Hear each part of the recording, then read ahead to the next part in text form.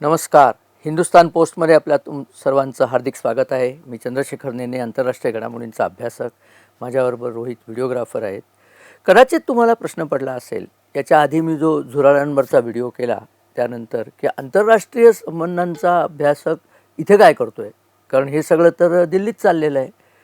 या सगळ्या आंदोलनाला पाठबळ आणि फूस ही आंतरराष्ट्रीयच आहे. त्यामुळे माझा याच्यात शिरकाव झाला. आता असं लक्षात आलेलं आहे, एक उदाहरण म्हणून सांगतो, की हे जे सगळं आंदोलन झालं, लक्षात घ्यावा, अशा प्रकारची जेव्हा आंदोलनं होतात तेव्हा लोक आपसूक उत्स्फूर्तपणे येतातच असं नाही.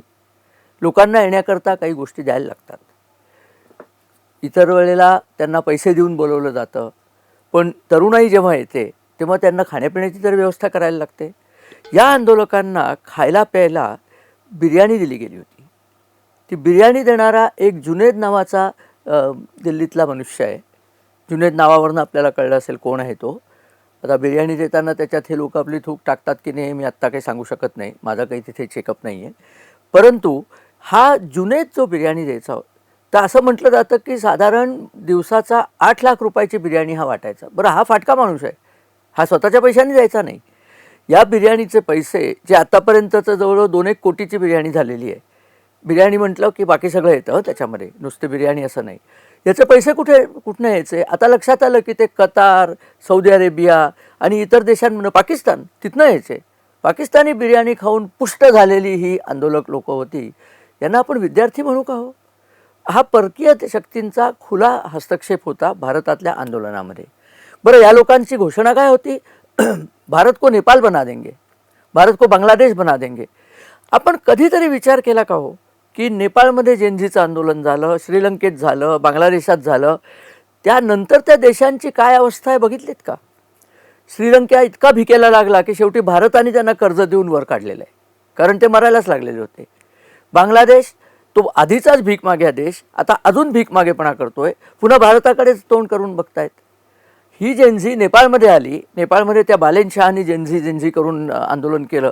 त्या बालेनशहाचं काय झालं? आता त्याच्याविरुद्ध पुन्हा जेनझी रस्त्यावरती येते असं दिसतंय.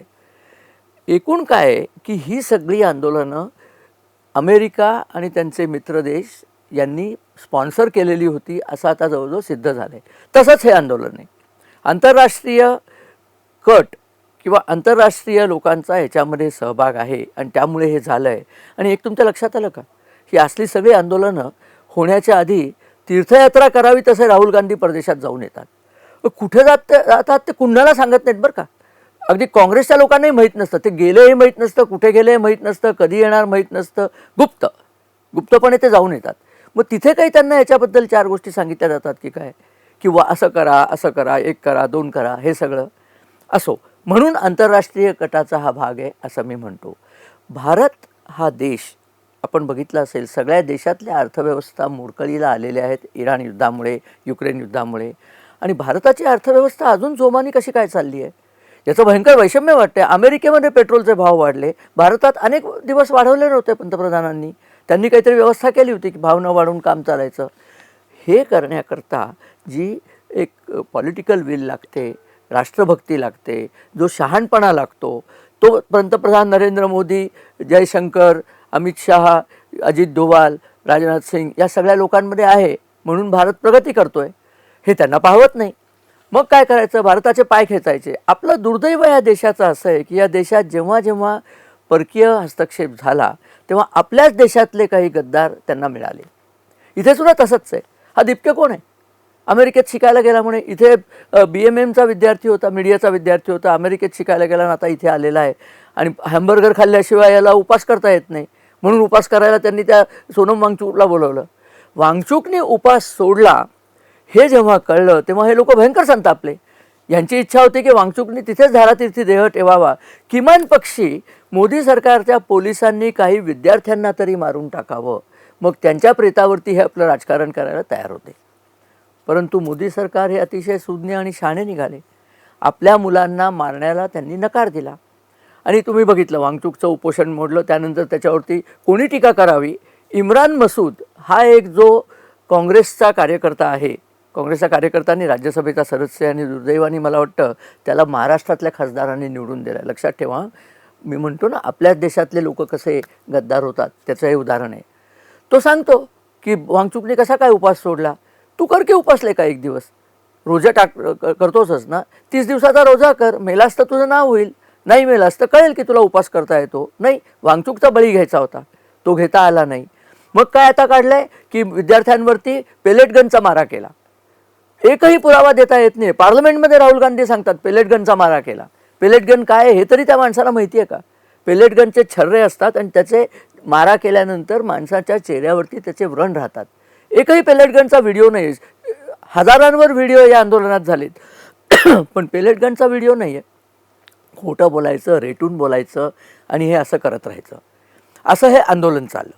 बरं, त्या आंदोलनामध्ये काय झालं की सरकारने धर्मेंद्र प्रधान यांचा राजीनामा घेतला आणि त्या आंदोलनाची हवाच गेली.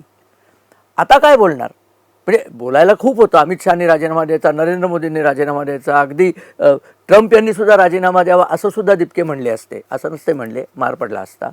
बरं, दिपके यांना मदत कोणी केली? पुन्हा परकीय हस्तक्षेप. पन्नूनी जाऊन सांगितलं. हा पन्नू कोण आहे? मोटर मेकॅनिक सारखा दिसतो, थर्ड रेट माणूस, खालिस्तानी आहे, अमेरिकेच्या आश्रयाला आहे. FBI सांगितलं आहे हा आमचा ॲसेट आहे. ॲसेट म्हणजे आम्ही याला पाळून मोठा केलेला आहे. असा हा पन्नू याला पैसे देतो आणि हा उदळमाथ्याने घेतोय पैसे दिपके. कारण केजरीवालची लाईन आहे ना, केजरीवालचा हा शिष्य. त्यामुळे गणभर काय झाली, राहुल गांधींना लक्षात आलं की दिपके मोठा झाला तर केजरीवाल मोठा होईल, मग आमचं काय? म्हणून काँग्रेसने वेगळी चूल मांडली. म्हणून त्यांनी जाऊन काय केलं, पंतप्रधानांच्या निवासस्थाना पुढे जाऊन झोपले वगैरे, ते आपल्याला माहिती आहे सगळं, आणि त्यांना उचलून टाकून दिलं. ही साधारण घटना घडली. परंतु धर्मेंद्र प्रधान यांचा राजीनामा घेतल्यानंतर आंदोलन करायचं कारणच उरलं नाही. आपण बघितलं, आमचे वाघ इथे शिवाजी पार्कला काल आंदोलन नाही करायचं म्हणून विजय यात्रा काढली. शेजाऱ्याच्या घरी मुलगा झाला म्हणून त्याचं बारसं आपण करण्यासारखी ती विजय यात्रा होती. यांनी काहीच केलं नव्हतं तिथे. असो, ते सोडून देऊ. यांना आता बहुतेक सगळे जे जॉईन झालेले त्या आंदोलनामध्ये, ते सगळे मी गेल्या व्हिडिओत सांगितलं, विझलेले फटाके. त्यांना राजकारणात कोणी उत्तर विचारत नाही. परंतु आता पंतप्रधान नरेंद्र मोदींच्या सरकारने शरणागती पत्करली असा सगळीकडे उदो झाला.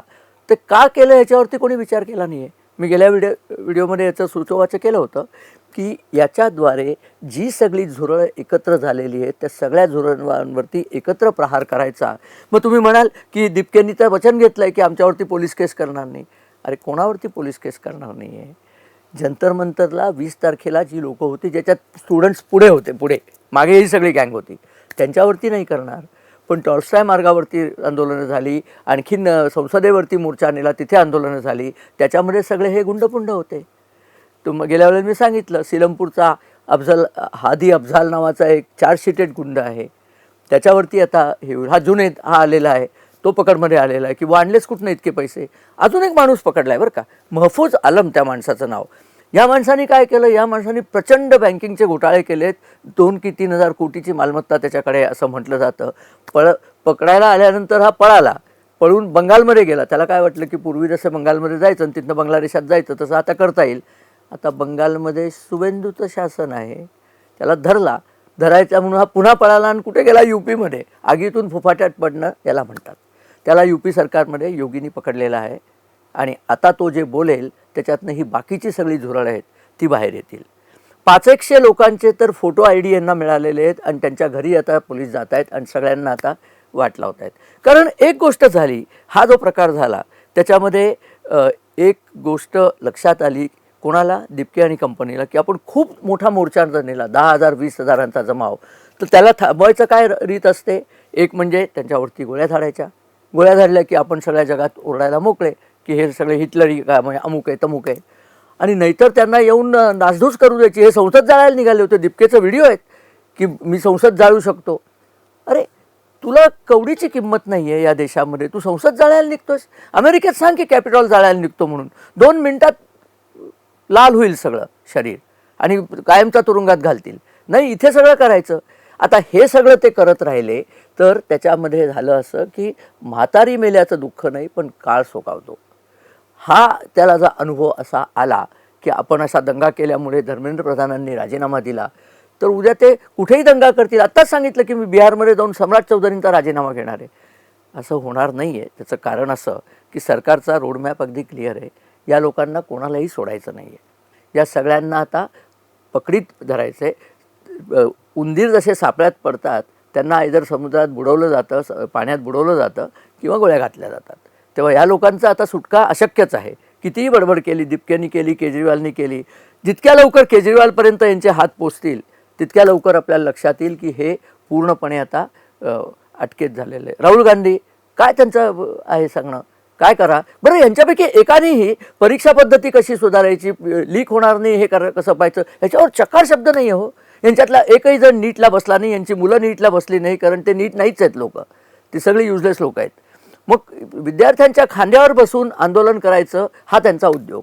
एक तुम्हाला गंमत माहिती आहे का, धर्मेंद्र प्रधान यांचा राजकारणातला उदय कसा झाला हे मला तुम्हाला सांगायचंच होतं.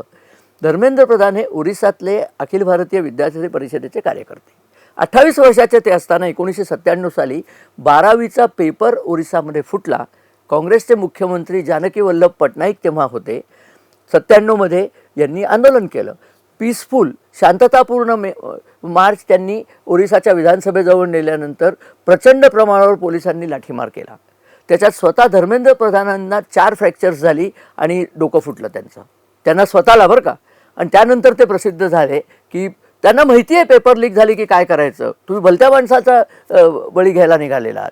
तर तो माणूस नंतर ओरिसामध्ये त्यांनी सबंध संघटना उभी केली आणि 24 साली भाजपचं सरकारच ओरिसामध्ये आलं. बरं, हे पटनाईकसुद्धा गेले बरं का काळात, कारण नवीन पटनाईकचा तेव्हा उदय झाला आणि त्यांनी काँग्रेसची इतक्या वर्षाची ओरिसाची परंपराच मोडून काढली. हा धर्मेंद्र प्रधानांचा इतिहास आपल्याला सांगितला. आता सरकारने काय केलं बघितलं की नाही, त्यांनी आता नंदन निलेकानी या अतिशय हुशार सॉफ्टवेअरचा माणूस आणि अतिशय हुशार उद्योजक यांना घेतलं आहे आणि त्यांना सांगितलं आहे परीक्षा पद्धती फुलप्रूफ करून द्या. आणि आता ते काम सुरू होईल. कॉम्प्युटर बेस्ड टेस्टिंग मी गेल्या वेळेला सांगितलं आपल्याला. कॉम्प्युटर बेस्ड टेस्टिंग केलं आणि त्या टेस्ट अशा सरप्राईज तयार केल्या तर क्लासवाले जे लोक आहेत ना, क्लासवाले लोक, त्या लोकांना याच्यामध्ये फोडता येणार नाही. हा सगळा प्रॉब्लेम तोच होता हो. या क्लासवाल्या लोकांनी अधिक पैसे घ्यायचे, पेपर फोडायचे आणि नंतर पालकांना सांगायचं की आमच्याकडे फुटलेले पेपर आहेत, 3 लाख रुपये 3 लाख 10 लाख 20 लाख काय वाटेल ते मागायचं, तर तुम्हाला पेपर मिळेल आणि तुमचं मूल सिलेक्ट होईल. या लोकांची जी मक्तेदारी होती आणि गुन्हेगारी होती ती मोडून काढायची आहे. महफूज आलमसारखी जी लोकं आहेत, जुनेदसारखी जी लोकं आहेत ज्यांनी ठरवून देशद्रोह केलेला आहे त्यांना पकडायचं. अजून एक देशद्रोहाचं नाव सांगतो, योगेंद्र यादव. अत्यंत हरामखोर माणूस, मी अगदी जाणीवपूर्वक म्हणतो, स्वतःला विचारवंत वगैरे म्हणवतो. केजरीवालचा एका काळचा समर्थक, केजरीवालने त्याला हाकलून दिला ते सोडून द्या, उभा राहिला होता आमच्याकडनं याला निवडणुकीला, आमदार पदाच्या निवडणुकीला दिल्लीमधनं, दिल्लीतला नेता बरं का. डिपॉझिट जप्त झालं होतं. या लायकीचा हा माणूस. तो काय म्हणला की अब से देश के फैसले सड़क पे होंगे, संसद में नहीं होंगे. अरे चोरा, आंबेडकरांचं नाव घेत होते ना मग हे तुम्ही. सडक से फैसले होंगे, आंबेडकर असं म्हणले होते की रस्त्यावरती फैसले होतील. काय चालवलंय तुम्ही हे?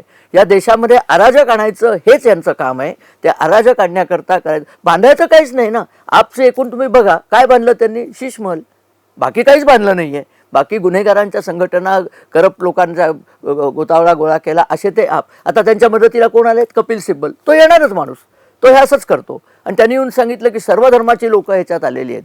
व्हिडिओज आहेत त्याच्यावरती, अल्लाहू अकबर, अल्लाह तेरा नाम रहेगा, या प्रकारची गाणी वाजली आहेत. संबंध काय हो?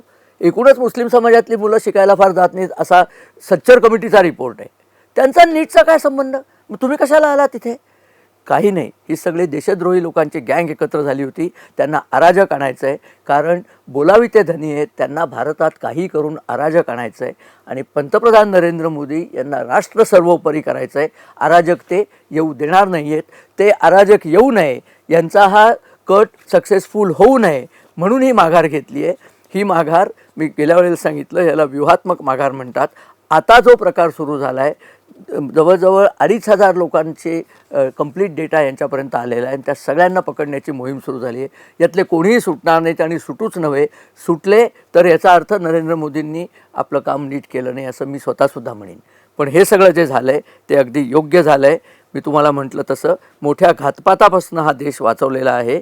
त्यामुळे ही माघार झालेली हे तुमच्या आमच्या लक्षात आली पाहिजे. उद्या हे अराजक नाही तर तुमच्या आमच्या घरात येईल. शिवाजी पार्कला जे आंदोलन झालं ना, त्या आंदोलनात सुद्धा अल्लाहू अकबरच्या घोषणा झालेल्या आहेत. हे चालतं का तुम्हाला? तुम्ही कट्टर शिवसैनिक आणि वाघ आणि सगळं झालं आहे, पण जातायत कुठे तर झुरळांच्या बरोबर. बरं नाही हो, वाईट वाटतं. या लोकांनी कुठेतरी सद्बुद्धी घ्यावी आणि हे सगळे असंघाशी संघ जोडू नये, परत आपल्या हिंदुत्वाच्या लोकांकडे यावं. या देशाला हिंदुत्वच तारू शकतं. हे जे सगळे जे आहेत, अल्ला तेरा नाम रहेगा आणि अल्लाहू अकबर, या लोकांकडनं या देशाचं कधीही भलं होणार नाही. कारण मुळात ही लोकं या देशाचे स्वतःला नागरिक मानतच नाहीत. या लोकांचं असं आहे की त्यांचा देश कुठेतरी वेगळीकडेच आहे, त्यांना या भारताचं नुकसानच करायचं आहे. तेव्हा आपण सगळ्यांनी, राष्ट्रवादी लोकांनी शहाणपणा करायचा आणि नरेंद्र मोदी आणि त्यांचं सरकार जे काही करतं आहे त्याच्याकडे नीट लक्ष ठेवायचं. याचा अर्थ असा आहे की झुरळ पार्ट 2 आता सुरू होईल आणि तुमच्या लक्षात येईल झुरळांचा नायनाट हा चपलेखालीच होतो. ती चप्पल आता उगारलेली आहे असं मी सांगेन. असो, आपल्याला हा व्हिडिओ जर आवडला तर आपण मित्रपरिवाराबरोबर शेअर करा, आमच्या चॅनलला सबस्क्राईब करा. आणि आपण गेल्या व्हिडिओजला भरपूर प्रतिसाद दिला आहे. 65,000पर्यंत व्ह्यूज गेलेले आहेत आणि जवळजवळ 500 त्याच्यावरती कमेंट्स आलेले आहेत. एकदा मी निश्चितप्रमाणे कमेंट्सवरती एक व्हिडिओ करणार आहे. खूप चांगल्या कमेंट्स आहेत, वाईट कमेंट्ससुद्धा आहेत. कारण शेवटी काय आहे की तऱ्हेतऱ्हेची लोकं कमेंट्स करतात.